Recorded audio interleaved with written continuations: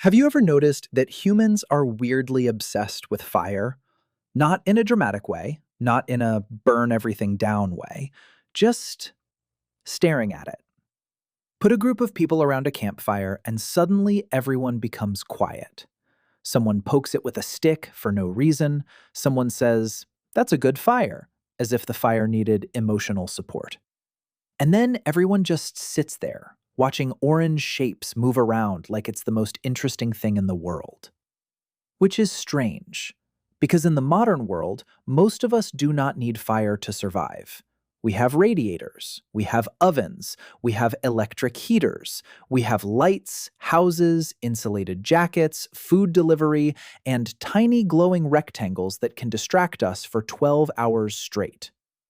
And yet, if you put a flame in front of us, even a small one, part of the brain still goes, "Yes, this is nice. I will look at this now." So why? Why does fire feel so comforting? Why does it make people calm? And why can a bunch of adults stare at burning wood like they've just discovered entertainment? To understand that, we need to remember something simple. For most of human history, fire was not decoration. Fire was survival. Imagine being an ancient human at night.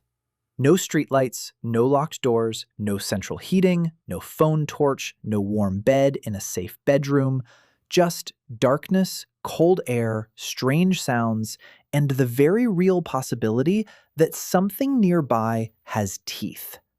Night was not cozy. Night was dangerous.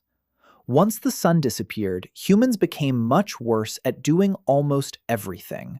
We could not see properly. We could not travel safely. We could not easily spot predators. We could not stay warm without shelter, clothing, or body heat from the group. But then there was fire. Fire changed the rules. A fire made the darkness smaller. It created a circle of light where people could see each other's faces. It pushed back the cold. It made predators more cautious. It gave the group a place to gather, a center point, a warning sign, and a kind of invisible wall. Outside the firelight, the world was unknown. Inside the firelight, you had a chance. That alone may explain a lot. Because if your ancestors survived partly by staying near fire, then your brain may have inherited a very old emotional connection. Fire meant warmth. Fire meant safety. Fire meant food. Fire meant people. Fire meant, at least for the moment, you were probably not about to be eaten. And that is a powerful feeling. But fire did more than protect humans. It changed what humans could eat. Before controlled fire, food was much harder work. Raw meat could be tough, raw plants could be difficult to chew and digest. Some foods were unsafe. Some were simply not worth the effort. Cooking changed that. Cooked food is softer. It can be easier to chew. It can release more usable energy. It can kill some parasites and bacteria. It can make certain plants more digestible. It can turn something risky or exhausting into something much more useful. That sounds boring now, because we live in a world where dinner is often just opening a fridge or pressing buttons on an app. But for ancient humans, cooking was a massive upgrade. It meant more energy from food. More energy meant better chances of surviving, traveling, thinking, hunting, gathering, caring for children, and keeping the group alive. So fire was not just a warm orange thing. It was technology.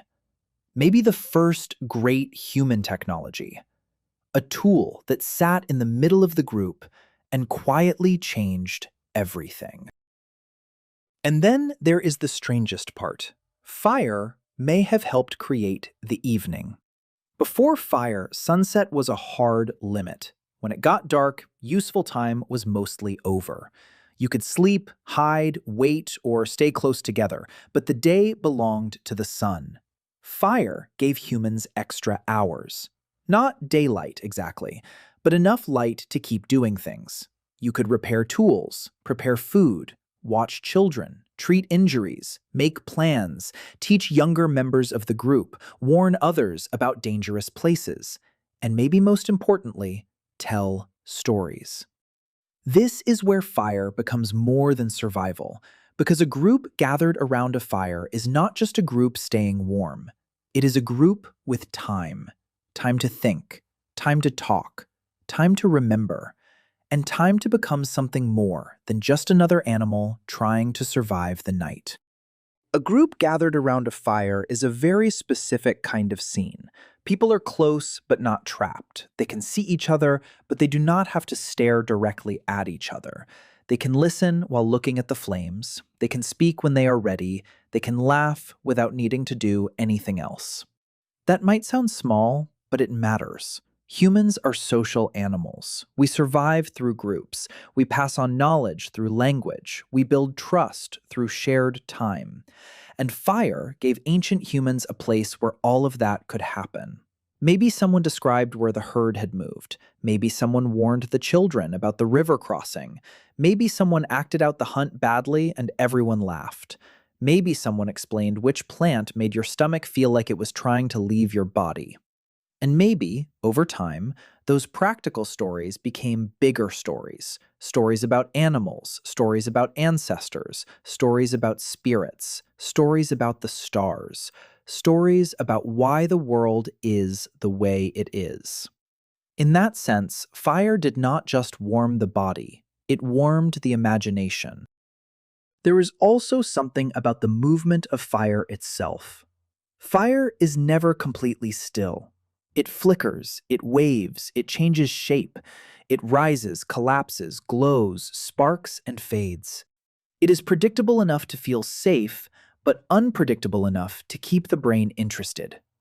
That is a rare combination. A blank wall is boring. A predator running at you is too interesting. Fire sits somewhere in the middle. It gives your attention something to follow without demanding too much from you. This may be why fire feels calming. It is active but not complicated, alive-looking but not alive, dangerous but controlled. And in a modern world where everything is trying to attack your attention, that kind of simple focus can feel strangely peaceful. Think about it. Most modern entertainment asks something from you. Scroll, click, reply, choose, react, watch the next thing. Fire does not ask anything. It just moves. And somehow, that is enough. This is why even fake fire works a little. People put fireplace videos on televisions. Restaurants use candles. Homes have decorative fires. Campsites still revolve around the campfire even when everyone has a torch in their pocket. Logically, we know the fake fireplace on a screen will not keep us alive. But emotionally, the shape is still there. Warm light, soft movement, a center point, a feeling of shelter. The modern brain knows we are in a living room. The ancient brain whispers, we are safe near the fire.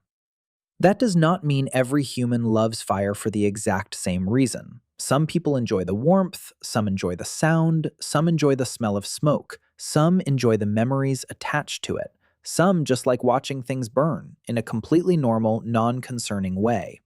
But underneath all of that, fire has been with humans for a very long time, long enough to become more than a tool. It became a symbol.